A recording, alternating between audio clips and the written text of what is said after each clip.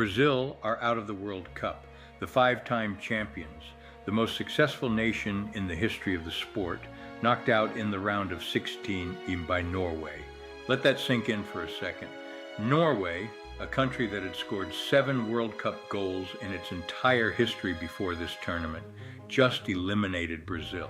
And one man scored 7 goals by himself. If you're watching this and you're a Brazil fan, I am so sorry.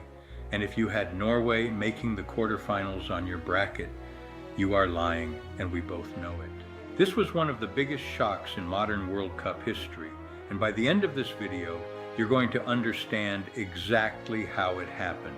The saved penalty, the 2 Haaland moments, the tactical decision that cost Brazil the game, and the emotional farewell that broke a nation's heart. So stick around and tell me in the comments right now, before we even start, did you see this coming? Be honest. Let's set the scene, because for a while this looked like it was going exactly to plan for Brazil.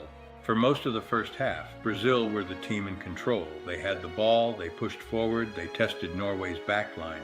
And then, 10 minutes in, they got the moment everyone expected, a penalty, the perfect chance to take the lead and settle the nerves. Now, Bruno Guimarães stepped up to the spot. Now, here's a fact that should terrify every Brazil fan. Brazil had not missed a single penalty at a World Cup in 40 years. 40 years, and Bruno Guimarães has barely taken a penalty in his entire career. He ran up, he hit it low to the keeper's left, and Ørjan Nyland, the 35-year-old Norwegian goalkeeper who barely played club football this season, dived and pushed it away. And in that one moment, the entire mood of the match changed. Brazil went from expecting the breakthrough to growing frustration. Norway went from hanging on to believing. So here's my first question for you. Should Ancelotti have let Bruno take that penalty? Because we're going to come back to this decision. Vinicius Jr. already has some thoughts on it. Now let's talk about the strangest part of Brazil's entire game plan, the possession. Brazil, the country that gave us Pelé, Ronaldinho, Joga Bonito, the most beautiful football on earth, had just 34% of the ball. 34% against Norway. Carlo Ancelotti set his team up to sit back and let Norway have the ball and hit them on the counter. And look, that's a legitimate strategy. It's what Ancelotti has done brilliantly for his entire career. And for a while it almost worked. Brazil had the penalty, they had chances.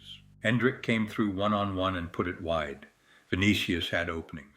But here's the brutal truth of football, and every single one of you watching already knows it. If you don't take your chances, you get punished.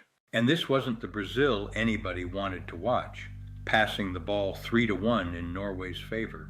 A 34-year-old Danilo at right back. Out of all the talent Brazil has, no rhythm, no magic, no moment of individual genius. Where was the Ronaldinho? Where was the player who grabs the game by the throat and makes something out of nothing? It just wasn't there. And the longer it stayed level, the more you could feel it coming. And then came the substitution that lost Brazil the World Cup, Neymar. Now, I want to be fair here because this is emotional. Neymar is a Brazilian great, one of the most talented players his country has ever produced. But he arrived at this World Cup injured, barely fit, recovering the whole tournament. And Ancelotti, a coach who listens to his players, sometimes to a fault, was under enormous pressure to use him.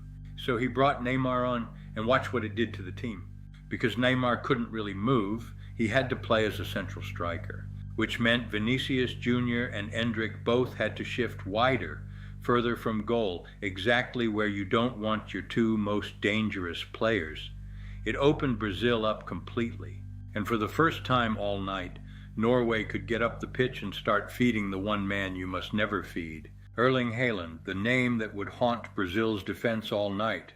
Up to that point, Haaland had survived on scraps, long balls, battles, nothing clean. But the moment Brazil opened up, the Sharks smelled blood. And I want to hear from you on this one. Was bringing on Neymar the right call, an emotional send-off for a legend, or was it the mistake that ended Brazil's World Cup?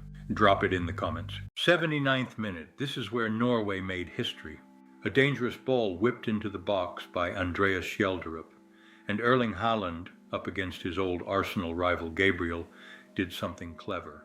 He drifted behind him, The second Gabriel took his eyes off him, Haaland made his run, rose above everyone and buried a header past Alisson. 1-0 Norway, and Brazil were suddenly staring at the exit. Now, Brazil had to chase. They threw bodies forward, and that desperation just opened up even more space for Norway to break. Deep in the game, Haaland got the ball, drove at the defense, and from outside the box, calm as anything, slid a low shot right through a defender's legs and into the corner. 2-0, and here's the detail that tells you everything about this kid. He barely celebrated. He just walked off, arms out, like an Eric Cantona moment, like I meant to be here. Haaland now has 7 goals at this World Cup. He's level with Messi and Mbappe in the Golden Boot race. He's scored in 14 straight competitive games for his country, 62 goals in 54 international appearances.